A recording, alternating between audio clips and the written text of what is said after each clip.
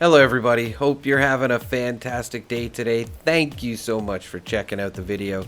Today we're going to be talking about some hidden changes that were added to the most recent update in America's Wasteland, and it's just stuff that they didn't really mention in the patch notes that I wish they would, so I'm going to bring this to everybody's attention, so let's get into it. Okay, so the biggest thing that I want to talk about is that Team XP has been nerfed. And this is horrible for people that run Westech or just low levels in general. And what happened was, as you can see in the footage here, that when I tag the enemy, I'm getting 2200 with all my buffs going. When my girlfriend hits the enemy, the same enemy, and then I hit it, I was getting 3300. Now you can see I'm going to go through this whole area. I don't have buffs going, but I'm getting 100 or 623 per super mutant. But that doesn't matter about the buffs. The fact is that I'm getting 623 for each super mutant. Now, if my friend tagged these enemies first, I should get more XP. So I'm going to get my girlfriend to go around here and tag all the super mutants, and then I'm going to run in there, and we're still going to get the 600 XP. So again, you know, this really sucks for people that are going to run Westech. Running with a partner isn't a huge advantage anymore. The only thing you can really forego now is the elevator, which still will save you time with running with a partner. But unfortunately, if you want to do 2 or 3 people with grenades, it's going to be no point to it now, unfortunately. I'm not surprised they nerfed this. There was a lot of XP to be got from this. It just sucks for lower level players that go to events and tag enemies, and Radiation Rumble isn't going to be the same anymore for XP. So yeah, this kind of sucks. You can see I'm still getting 623 here, which is the same amount I got without her tagging the enemies. So yeah, Team XP has been nerfed, and we're going to be getting a lot less XP at events, unfortunately. And yeah, this is just extremely unfortunate. I wish they didn't fix it, but if I'm being honest, I'm not surprised that they did fix this. It was a lot of XP. Another little tiny one that I noticed, the HUD for the power armor is like extremely bright, or it's like a different color. I really don't like it myself. It's just a change that I don't really like. Yeah, I don't know if it's just a PlayStation thing. I'm going to talk about a couple of bugs that maybe just, talking about a certain console, but this one's definitely on PlayStation. You can take it off. You can have like a regular HUD if you want. But I would still just, I've always had the Power Armor HUD enabled, and I'm just used to it. And the fact that it's this bright now is just, I'm just so not used to it, and it really attracts your eye in, the worst way. I don't like it.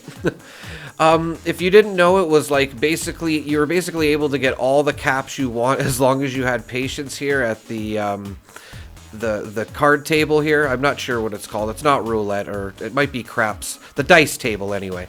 But now you can see they nerfed the payout to 250 caps.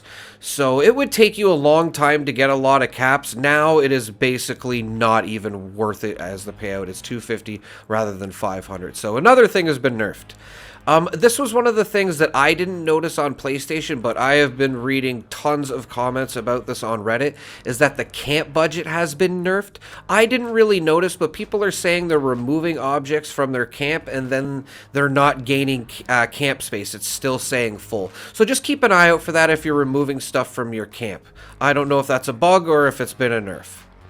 Another thing, too, that I didn't notice on PlayStation that I've been hearing a lot about, I've completed Moonshine Jamboree twice since the update, and I didn't have a problem, but a lot of people are reporting that on round 3, the enemies just stop spawning, and it kind of gets stuck on wave 3. Now, I'm not experiencing this on PlayStation.